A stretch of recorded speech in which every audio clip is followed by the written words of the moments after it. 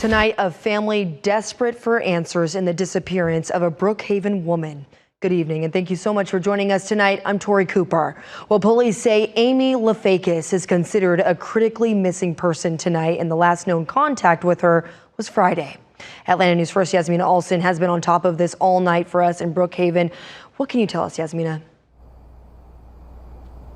Yeah, Tori, well, I can tell you that Amy's family is searching around the clock for answers, and we also learned that Brookhaven police made an arrest as a result of their investigation. The main thing is just finding Amy.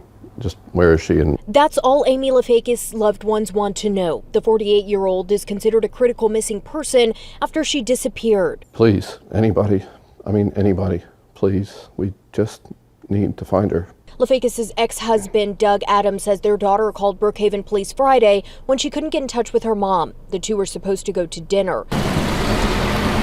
Lafakis' car was still at their MAA Glen apartment, but Lafakis was not. She came home and nothing looked out of the ordinary. Just, nobody could get in touch with her mom. While investigators are still actively working the case, they confirmed a man named Brandon Weininger was arrested Saturday, charged with tampering with evidence and a false statements charge. Police say the arrest was as a result of their investigation, but not directly related to Lafakis' disappearance. A lot of people thinking about her. Adams says Lafakis has many friends and is well known across metro Atlanta, but most importantly, is a mom. They need her, and we just want her to come home.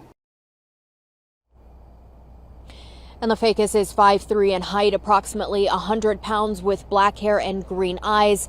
Police also say she has multiple tattoos. If you have any information, you're asked to call Crime Stoppers. Live in Brookhaven, Yasmina Alston, Atlanta News First. Yasmina, certainly a helpful update there. Thank you.